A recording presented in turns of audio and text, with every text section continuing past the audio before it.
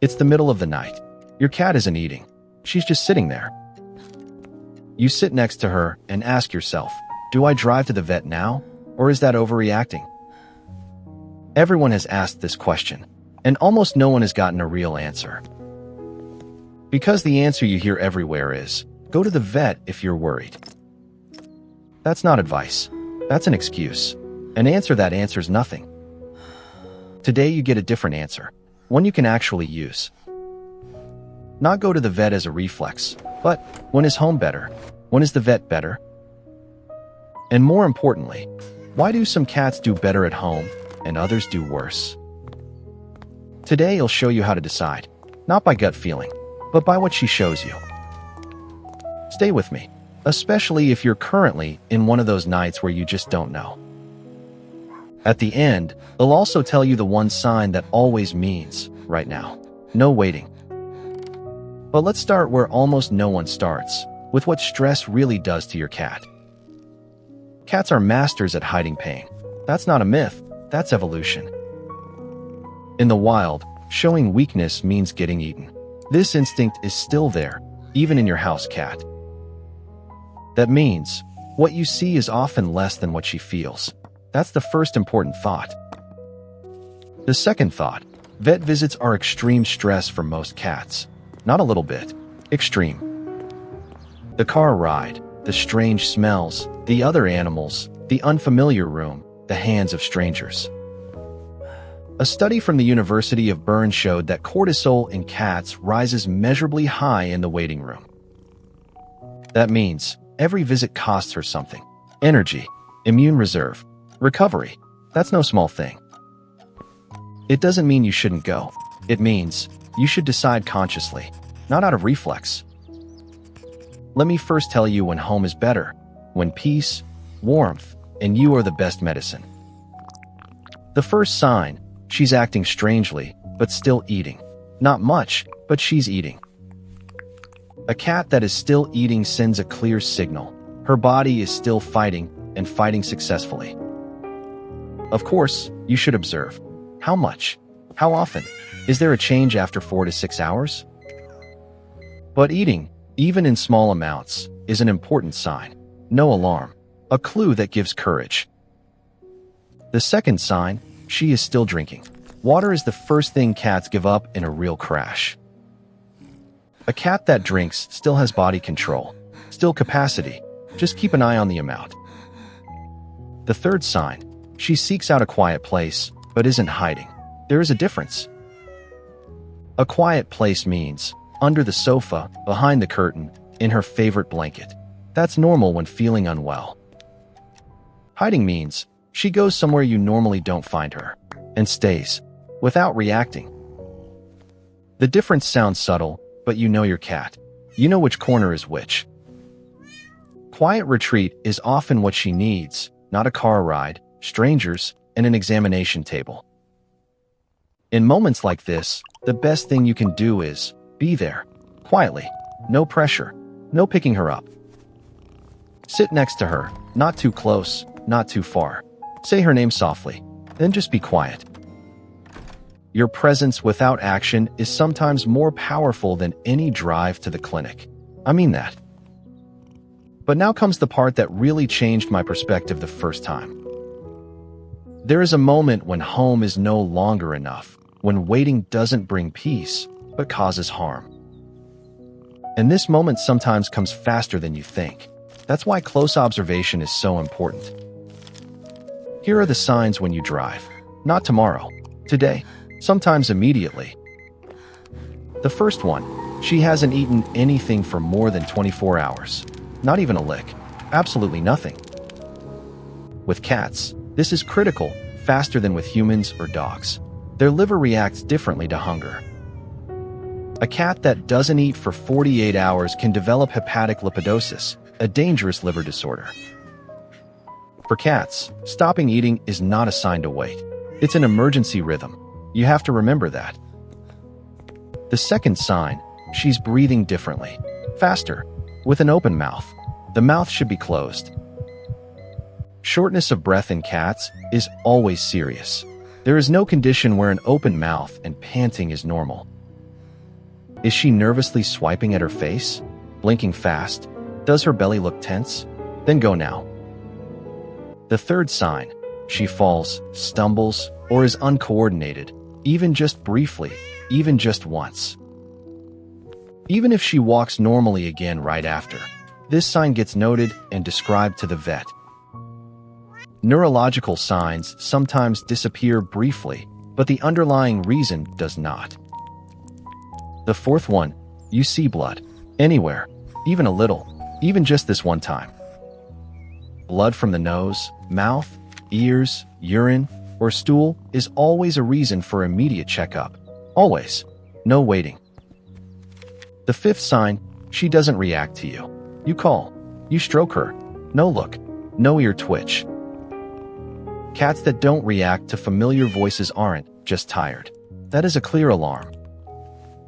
I know you might be telling yourself, okay, but what if I'm really not sure? Then that's the right question. Uncertainty isn't weakness. Uncertainty is information.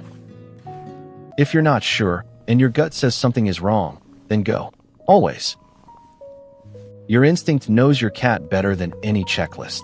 Trust it if it's loud enough. But now I want to tell you something you might not expect. Something that surprises many. There are situations where the vet visit itself can become the problem. Not because of bad doctors, but because some cats react so strongly to stress that they collapse in the waiting room. Vets call this white coat syndrome. The medical stress exceeds the actual illness stress. Especially in old, weakened, or chronically ill cats, this is a real clinical risk factor. If your cat falls into this category, old, weak, long-term sick, then a phone call is the first step. Not the drive. The phone call. Explain the symptoms. Ask, does she really need to come in, or can I observe? A good vet will give you an honest answer, and if they say drive, then drive without doubting. Many clinics today also offer house calls for old cats, sick animals, terminal cases. That's not a luxury. Sometimes that is the clinically better decision. Ask about it next time you call. I need to pause for a moment, because what I'm saying now is more important than all the signs before. You will sometimes make the wrong decision. That's not a prediction. That's a guarantee. For every owner. You will go too early once, and the vet will say, wasn't necessary, observing would have been enough. You will go too late once, and you will tell yourself, I should have gone earlier. It will happen. That happens to everyone. Every person who loves another being and makes decisions for them, without exception. These decisions don't make you a bad owner. They make you a real one. What you're learning today isn't perfection. It's competence. The difference between those two is huge.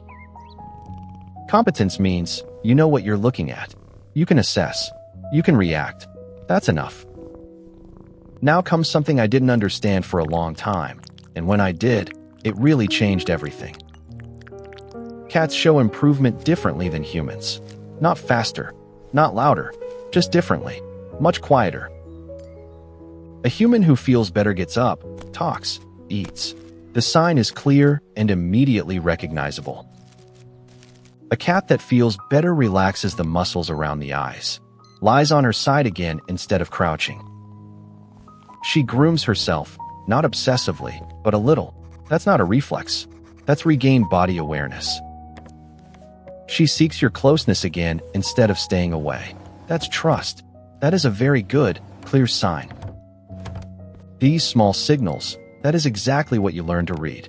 Over time, with her, by truly paying attention. Do you know when a cat is truly relaxed? When she shows her belly, not to be played with. But because the belly is the most vulnerable spot, whoever shows it has no fear of you anymore. If your sick cat suddenly lies on her back, even just briefly, then take a deep breath. That's good. That's not a sign she's giving up. Sometimes that's the first sign she's coming back. I've heard many stories of people who cried at night because their cat stayed strange.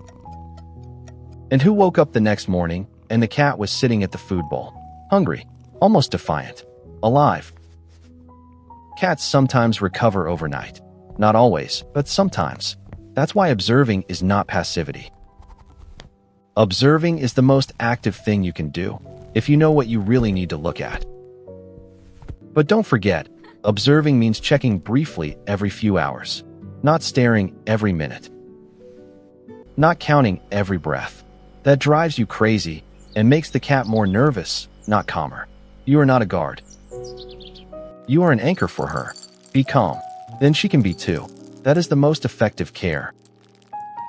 Now for the last big point. The one that holds everything together. The most uncomfortable question of all. When is staying home no longer care, but unconscious avoidance of the truth? That is the most honest question you can ask yourself. And I'm asking it because it's truly important. Sometimes we don't want to go to the vet because we're afraid of the diagnosis. That is so human. Sometimes we want to believe it will get better because the other option is too hard to think about. That is love, but love that deceives itself no longer protects the animal in that moment. If you notice that you are waiting, not because the signs are good, but because you fear the truth, then that is the moment you drive for her, even if it is the hardest thing you can do. That is the bravest form of care, not what you can endure, but what she needs. Is there a sign right now that worries you, but that you've been ignoring for a few days? I sometimes ask myself, what would she tell you if she could? What do you see that I can't say? If yes, that is your cue, not your guilt. Your cue. Act today, not tomorrow. If no, then write down the 3 things you learned today: eating, breathing, reaction. These 3 daily anchor points are enough to stay ahead of most emergencies. No more, no less. And now, tonight, go to her. Sit at floor level. Look into her eyes. Breathe calmly with her. Not to check if she is sick, but to show her, I am here. I see you. I am calm. That is what she needs, more than any medication, more than any well-meant drive to the clinic. This silence between you, that is true care. That is connection. That is what you give her. And that, no vet can give you that. That only comes from you. It was always only from you. She doesn't need a perfect system. She needs you, exactly as you are right now.